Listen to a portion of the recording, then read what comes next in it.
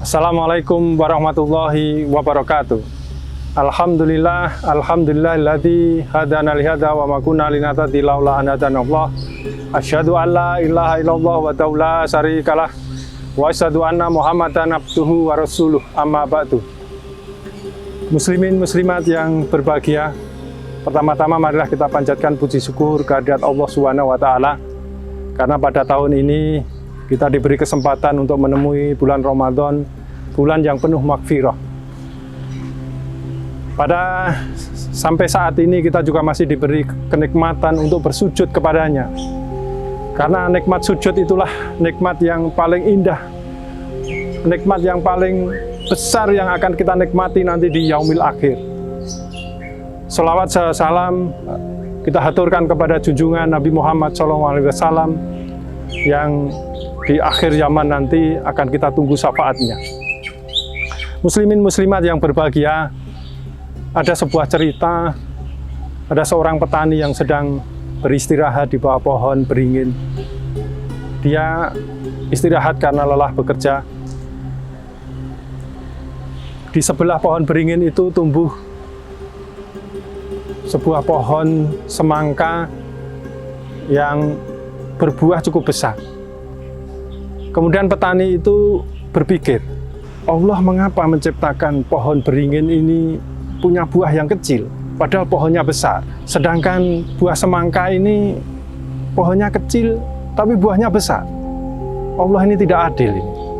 Allah tidak pas dalam menciptakan ini. Pada saat itulah ada buah pohon beringin yang jatuh tepat di hidungnya. Astagfirullahaladzim. Petani itu kemudian beristighfar. Untung buah pohon beringin ini kecil. Coba kalau sebesar buah semangka, kayak apa wajah saya? Kadang-kadang dalam kehidupan kita mencikapi ketetapan Allah, kadang kita berpikir bahwa itu bukan yang terbaik. Padahal Allah menciptakan kita, mentakdirkan apa yang kepada kita, itu adalah yang terbaik. Allah berfirman dalam surat An-Nisa ayat 11, sesungguhnya Allah itu maha mengetahui dan maha bijaksana. Jadi tidak hanya maha mengetahui, tapi juga maha bijaksana. Maha bijaksana ini adalah menempatkan sesuatu pada porsinya, meletakkan sesuatu pada kondisi yang pas. Itulah maha bijaksana. Sehingga Allah tahu bahwa pohon beringin ini rindang dan sering untuk berteduh. Sehingga Dia ciptakan buahnya kecil, supaya tidak membahayakan.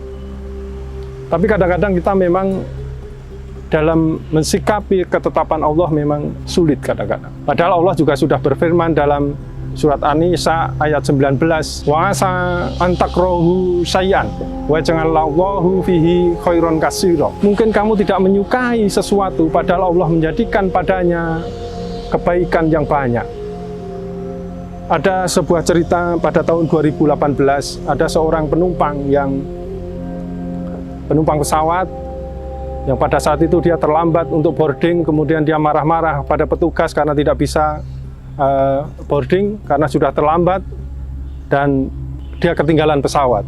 Kemudian pesawat tinggal landas dan beberapa saat kemudian ada kabar bahwa pesawat hilang kontak dan ternyata jatuh di lautan. Penumpang ini tadi yang awalnya marah-marah, kemudian dia bersyukur karena dihindarkan musibah dengan keterlambatan itu. Itulah Allah. Dalam kadang-kadang memberi ketetapan atau memberi takdir kepada kita, kadang-kadang kita sulit untuk menerimanya. Dalam surat Al-Baqarah ayat 216, Allah berfirman yang artinya, boleh jadi kamu membenci sesuatu padahal ia amat baik bagimu. Dan boleh jadi kamu menyukai sesuatu padahal ia amat buruk bagimu. Allah mengetahui sedang kamu tidak mengetahui. Jadi dalam ketetapan takdir Allah, Allah yang tahu, kita tidak tahu apa di balik itu semua. Sehingga ada beberapa hal yang bisa kita lakukan supaya kita bisa menerima ketetapan Allah dengan ikhlas. Yang pertama adalah memahami bahwa kita itu adalah seorang hamba. Jadi seorang hamba itu harus menerima ketetapan tuannya, menerima perintah dari tuannya, apapun kedudukannya. Apakah kita presiden, bupati, gubernur, rektor, dekan. Kalau kita memahami bahwa kita seorang hamba, maka kita akan mudah untuk menerima ketetapan Allah. Yang kedua adalah tidak membandingkan antara takdir kita yang diberikan oleh Allah dengan takdir orang lain.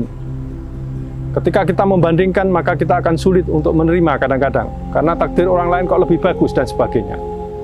Kemudian yang ketiga adalah kita harus memahami bahwa di dalam dunia ini berpasang-pasangan. Ada malam, ada siang, ada pagi, ada sore, ada sedih, ada gembira, ada miskin, ada kaya, ada di bawah, ada di atas. Suatu saat kita akan ada di bawah, kadang suatu saat kita akan di atas, dan seterusnya.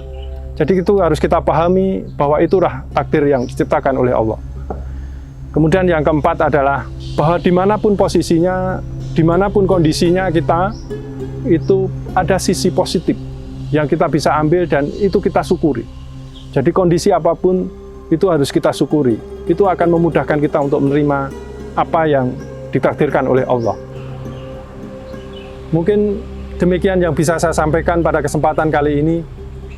Mudah-mudahan dapat mendekatkan diri kepada Allah Subhanahu wa Ta'ala, atau menjadikan kita kepada hamba-hamba yang abdan syakuran, hamba yang pandai bersyukur kepada Allah Subhanahu wa Ta'ala. Bila taufik wal hidayah, wassalamualaikum warahmatullahi wabarakatuh.